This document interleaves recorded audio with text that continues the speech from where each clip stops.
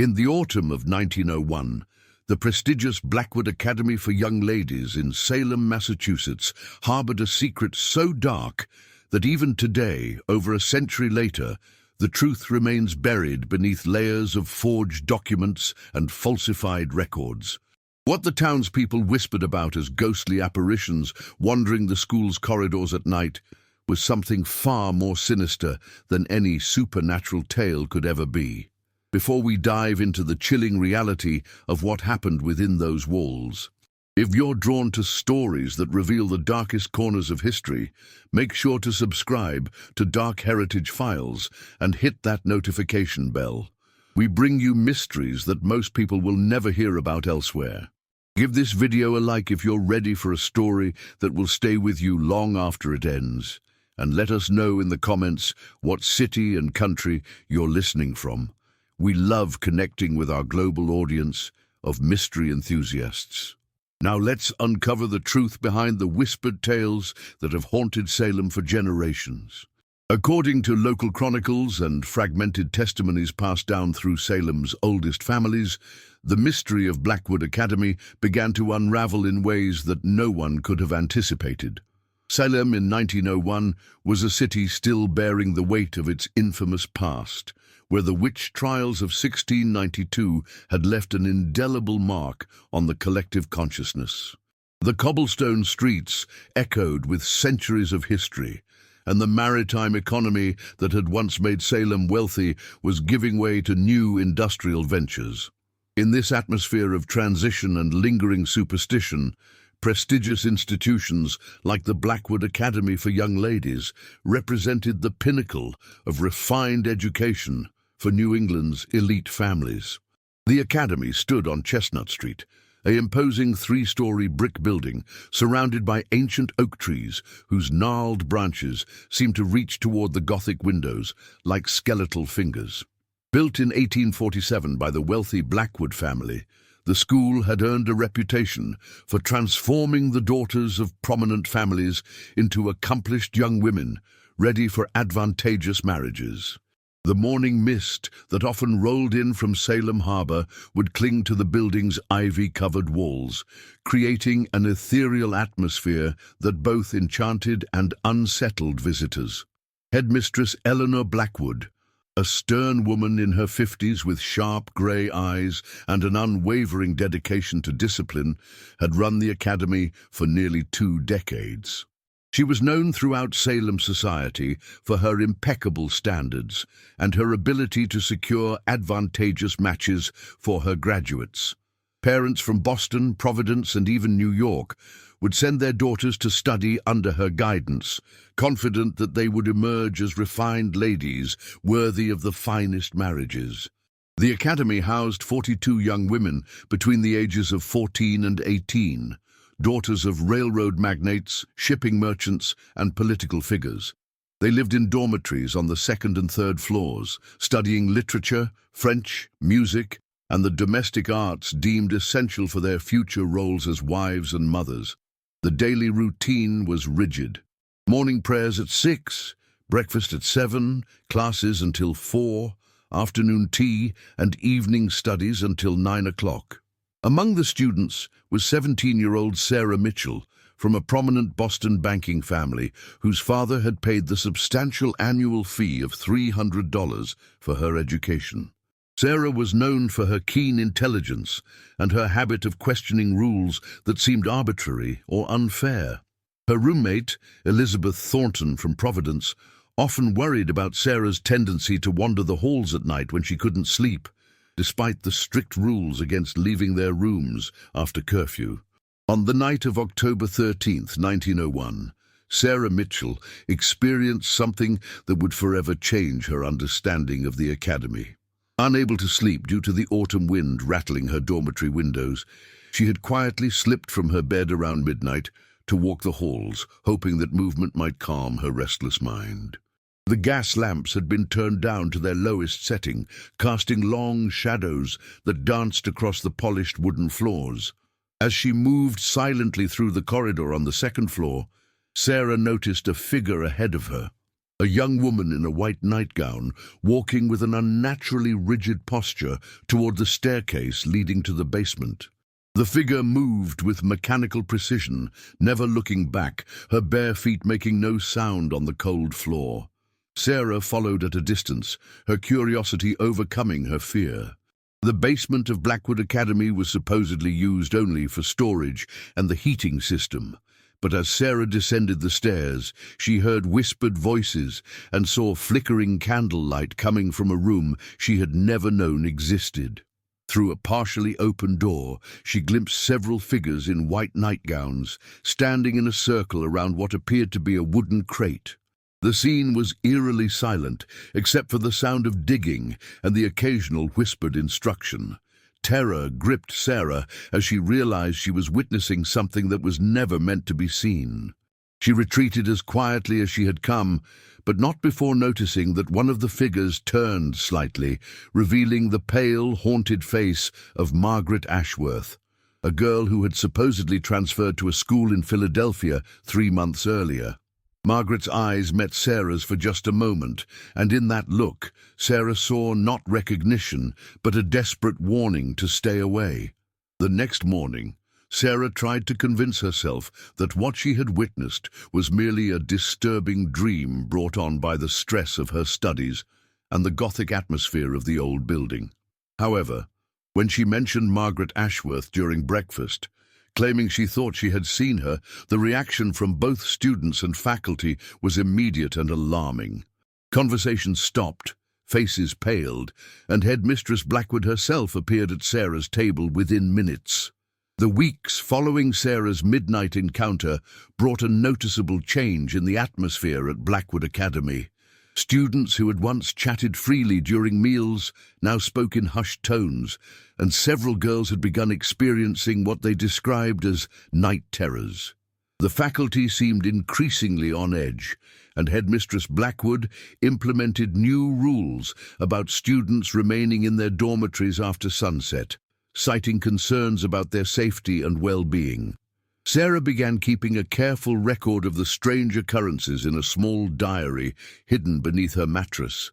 She noted that certain students would occasionally disappear from their beds at night, only to return before dawn, with dirt under their fingernails and an exhausted, haunted expression that lingered for days.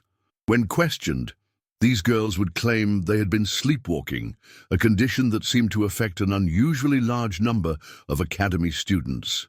The official explanation for the increased number of transfers was that many families were relocating due to business opportunities in the rapidly expanding Western territories. However, Sarah noticed inconsistencies in these stories. Letters from supposedly transferred students never arrived, despite promises to maintain correspondence. Family visits, once common, had become increasingly rare, with parents accepting vague explanations about their daughters' sudden decisions to attend schools in distant cities. Dr. Cornelius Ashford, the Academy's physician, had become a more frequent presence in the building. A man in his early 60s with thinning grey hair and an unsettling habit of staring too long at his young patients, Dr. Ashford had been treating an increasing number of students for what he termed nervous exhaustion and melancholic disposition. His treatments often involved isolation in the Academy's infirmary and doses of laudanum that left the girls drowsy and compliant for days at a time. The turning point came when Sarah discovered a pattern in the Academy's enrollment records, which she accessed during her duties as a library assistant. Over the past 5 years, 47 girls had officially transferred to other institutions, but Sarah could find no forwarding addresses or correspondence from any of these students. More disturbing still, she noticed that the girls who transferred were often those from families experiencing financial difficulties, or those who had shown signs of what the administration termed rebellious behavior. Sarah's investigation took a dangerous turn when she decided to explore the basement more thoroughly during daylight hours. using her position as a library assistant to explain her presence in various parts of the building. She discovered that the room she had glimpsed that night was accessible through a door hidden behind stacked crates of old textbooks.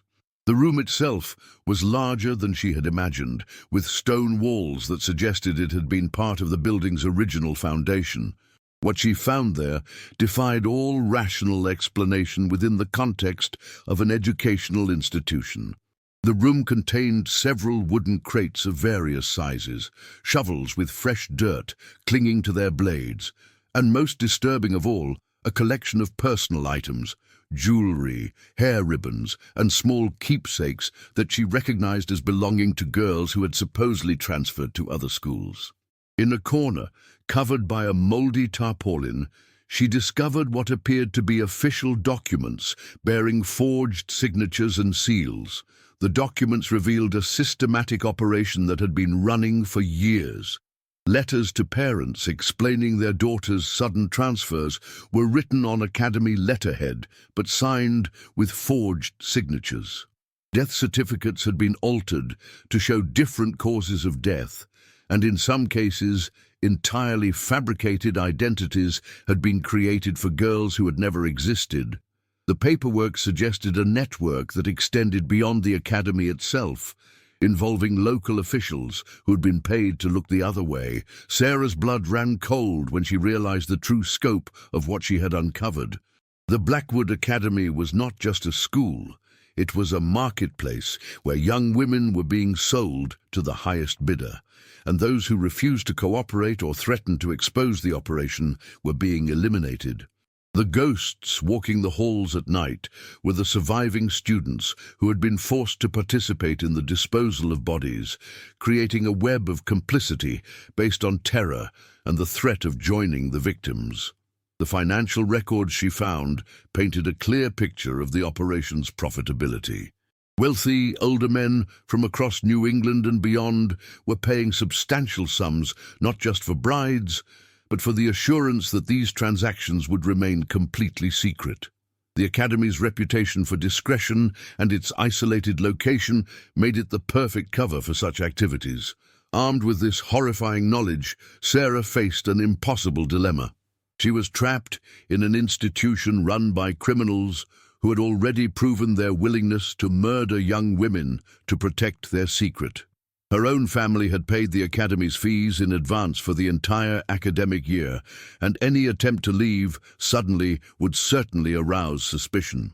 Moreover, she realized that some of the local authorities, who would normally investigate such crimes, were likely part of the conspiracy. Her situation became even more precarious when she noticed that her nighttime activities had not gone unnoticed. Dr. Ashford began paying particular attention to her during his visits, asking probing questions about her sleep patterns and suggesting that she might benefit from his special treatments for nervous conditions. Headmistress Blackwood's interactions with her became increasingly cold and calculating, and Sarah often felt as if she were being watched by both faculty and students. The pressure intensified when Sarah discovered that she was not the only student who had become aware of the Academy's dark secret. In whispered conversations with Elizabeth and two other girls, Mary Fitzgerald and Catherine Pierce, she learned that they too had witnessed strange nocturnal activities and had begun to question the official explanations for their classmates' disappearances. However, their growing awareness had made them targets, and they realized that their knowledge put them in mortal danger. The most chilling revelation came when Sarah managed to decode part of a ledger she had found in the basement room. The entries revealed that the Academy operated on a quota system. A certain number of girls needed to be transferred each month to maintain the operation's profitability. The ledger also showed that the Academy had connections to similar institutions in other cities, suggesting that the Blackwood operation was part of a much larger network of human trafficking disguised as educational establishments. Just when we think we've seen it all, the horror in Salem intensifies. If this story is giving you the creeps, share this video with a friend who loves dark mysteries, give it a like to support our content, and don't forget to subscribe to the channel so you don't miss more stories like this. Let's find out together what happens next. The climax of Sarah's terrifying ordeal came on the night of November 27, 1901, when she was awakened by a firm hand on her shoulder. Dr. Ashford stood beside her bed, flanked by two older students whom Sarah recognized as girls who had been at the academy for several years, but had never been placed in marriages despite their family's wealth. Their faces were blank, emotionless, as if they had been drained of all humanity. "Miss Mitchell," Dr. Ashford said in a voice barely above a whisper, "you've been experiencing some troubling symptoms. I believe it's time for you to begin a special treatment program that will help calm your overactive imagination." Sarah knew that this was the moment she had been dreading. She had been discovered, and her fate would be the same as the 47 girls who had supposedly transferred to other schools. However, her weeks of investigation had taught her something crucial about the academy's operation. It depended entirely on maintaining the illusion of legitimacy. Any disruption that might draw outside attention would threaten the entire enterprise. With a calmness that surprised even herself, Sarah looked directly at Dr. Ashford and said, "Doctor, I'm afraid that won't be possible. You see, I've been corresponding regularly with my father's business partner, Mr. Jonathan Whitmore, who works for the Boston Herald. He's been quite interested in writing a story about the Academy's remarkable success in placing its graduates in advantageous marriages. In fact, he's expecting to receive my next letter in 2 days, along with a detailed account of daily life here." The lie was bold and dangerous, but Sarah had calculated that the threat of newspaper exposure would be more frightening to the conspirators than any physical resistance she could offer. She continued, "Mr. Whitmore has already begun investigating some inconsistencies in the Academy's public records, particularly regarding the high number of transfers to schools that seem to have no record of receiving our former students." Dr. Ashford's face went pale, and Sarah could see him weighing his options. The Academy's operation depended on its reputation and the trust of wealthy families. A newspaper investigation would destroy everything they had built and likely lead to criminal charges that would be impossible to cover up. The confrontation in Sarah's dormitory room marked the beginning of the end for the Blackwood Academy's criminal operation. While Sarah's bluff about the newspaper correspondent was a desperate invention, her threat had the desired effect of buying her time and forcing the conspirators to reconsider their immediate plans for her elimination. Over the following weeks, Sarah managed to establish contact with her family through carefully worded letters that hinted at problems without making specific accusations. Her father, sensing that something was seriously wrong, arrived at the academy unannounced in December 1901, demanding to take his daughter home immediately.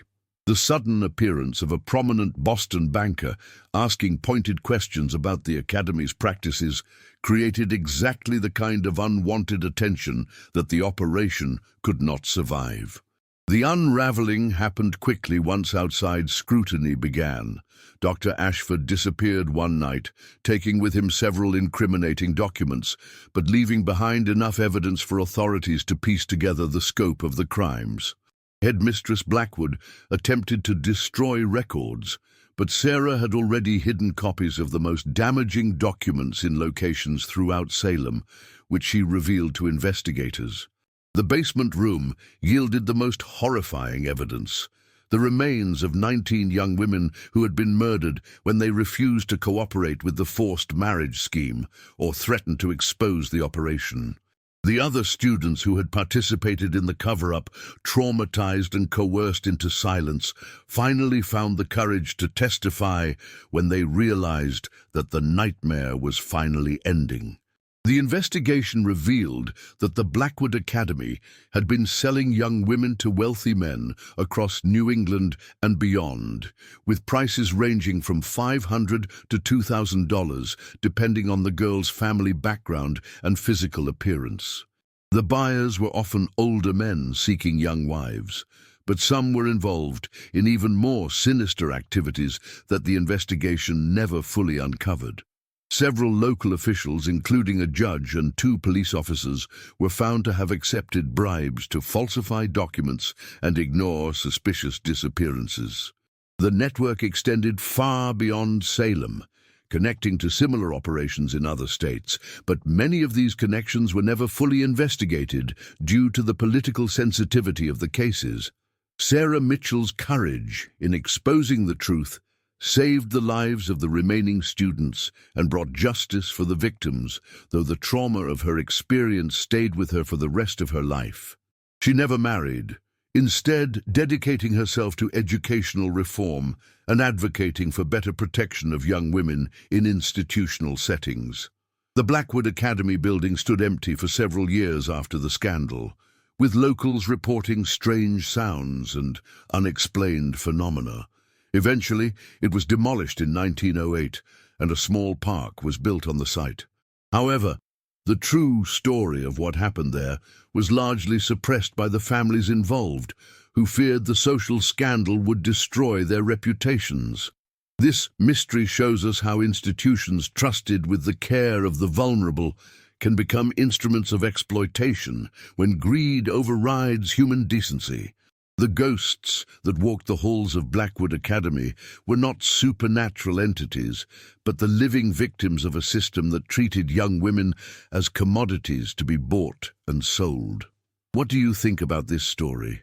Do you believe all the connections were truly uncovered, or do you think some aspects of this network remain hidden even today? Leave your comment below.